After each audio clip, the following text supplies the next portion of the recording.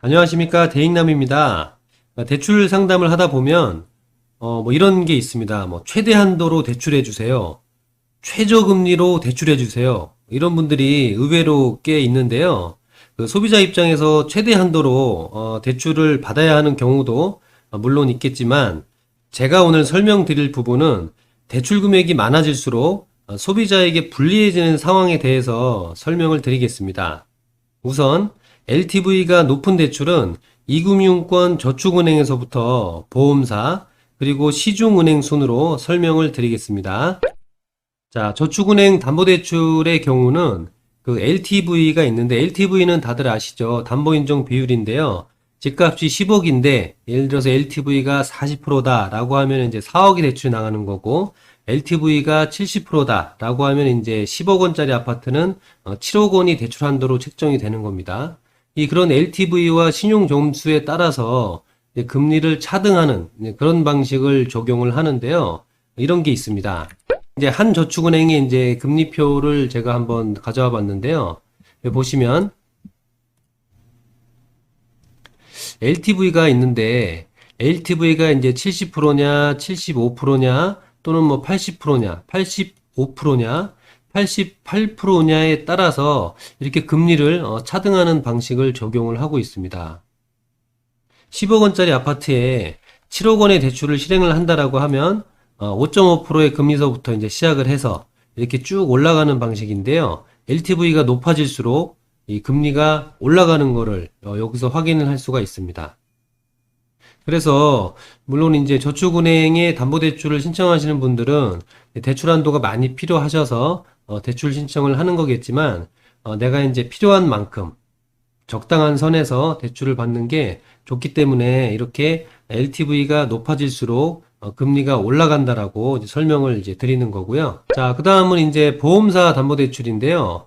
우리가 이제 보험사 담보대출을 이용을 할 때는 물론 이제 은행에서 한도가 부족해서 또는 뭐 어떤 조건 자체가 안 맞아서 보험사에 신청하시는 분들이 계실 텐데 보험사 대출도 마찬가지로 대출 한도가 올라갈수록 이 금리가 할증이 붙는 그런 방식입니다. 예를 들어서 방공제 보험이라고 있는데 MCI라고 많이 들어보셨을 겁니다. 서울 같은 경우에는 이제 방공제를 3,700만 원을 하게 되어 있는데 이 MCI라는 보험에 들게 되면 이 방공제를 안 하고 대출을 내보낼 수가 있는 거거든요.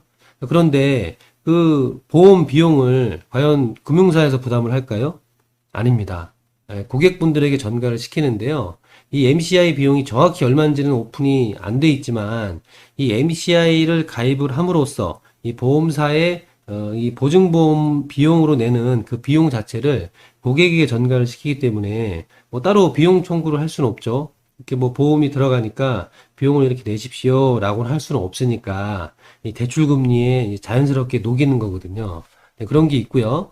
그 다음에 이제 그 모기지 보험이라고 그 MI 대출이라고 많이들 들어보셨을 겁니다. 그 보험사에서 현재 시행하고 있는 뭐 투기 지역이나 투기 과열 지구는 현재 못 하고 있지만 그 조정 지역이나 또는 그 일반 비규제 지역을 대상으로 해서 이 MI 대출을 가입을 하게 되면 은행보다 약 한 20%가량 높은 대출 한도를 내보내는 그런 대출이거든요.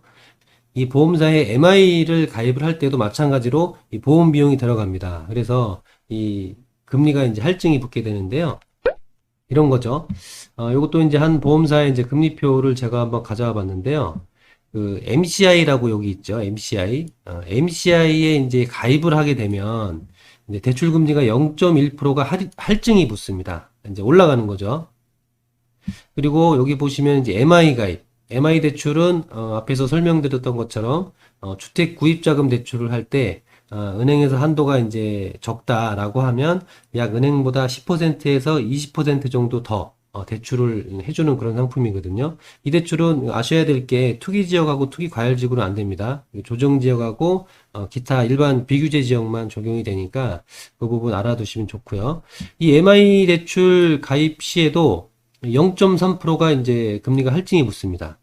그렇기 때문에 이 마찬가지로 이 보험, 그러니까 어떤 금융사에서 대출을 해줄 때그 위험 부담, 리스크를 안고 대출을 해주는 것들은 어떤 뭐 따로 이렇게 손실 보전 차원에서 이런 보험 비용을 고객에게 부담을 시켜서 이 대출 금리가 높아진다. 자고로 대출 한도를 많이 받을수록 이 금리가 올라간다라는 점 분명히 좀 알아두셔야 될 것 같고요. 자, 그 다음은 이제 은행담보대출인데요. 보통 우리가 시중은행들이 굉장히 여러 군데가 있죠. 시중은행 중에서 그 중에 이제 몇 군데 제가 알아보니까 이 시중은행 같은 경우에는 오히려 금리가 다운되더라고요. 그러니까 예를 들어서 이 신청 금액이 2억 원 이상 이제 신청을 하게 되면 이제 요저 신한은행이나 우리은행, 농협은행 그리고 기업은행 등의 이제 경우는 이 대출 금리를 인하를 해줍니다.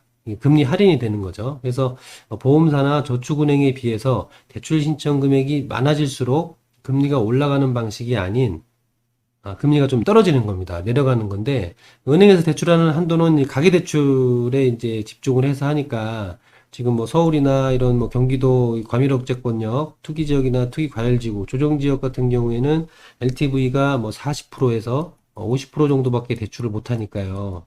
대출 한도를 많이 해주는 건 아니지만 이 LTV 범위 내에서 대출을 할 때 대출 신청 금액이 2억 원 이상이다 라고 하면 대출 금리가 이제 할인이 들어가는 그런 거를 적용을 하고 있습니다.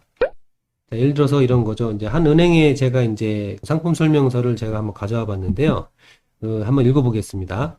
그 상기 금리는 대출금 2억 원, 그리고 대출 기간 360개월. 그러니까 이거는 30년이죠.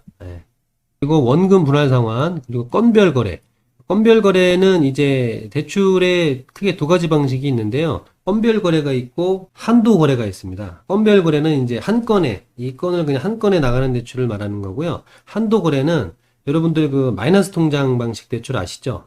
마이너스 통장으로 해서 한도를 열어놓고 내가 이제 사용하고 싶을 때 이렇게 뺐다가 쓰고 필요 없으면 다시 넣어놓고 이자가 안 나오는 그런 방식을 이제 한도 거래라고 합니다. 한도 거래. 한도 거래. 예.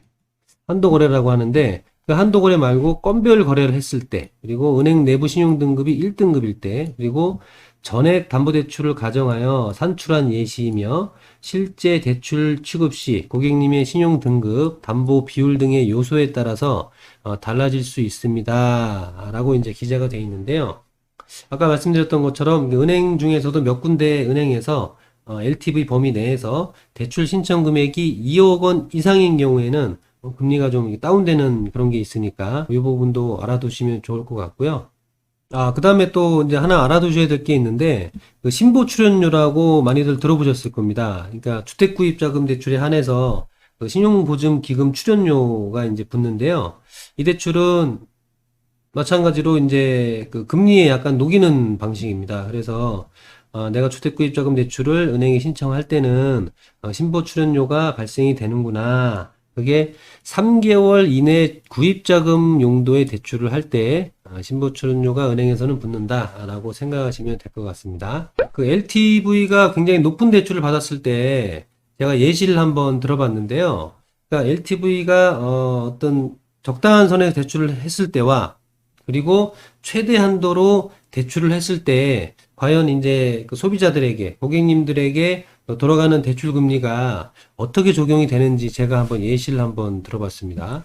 지금 투기 지역이나 투기 과열 지역 같은 경우 이제 서울에 예를 들어서 8억 5천만 원 정도 하는 아파트가 있다. 라고 가정을 했을 때 LTV 70% 적용을 했을 때와 그리고 LTV 95%를 적용을 했을 때 금리가 어떻게 나오는지, 한도가 어떻게 나오는지 한번 봤는데요.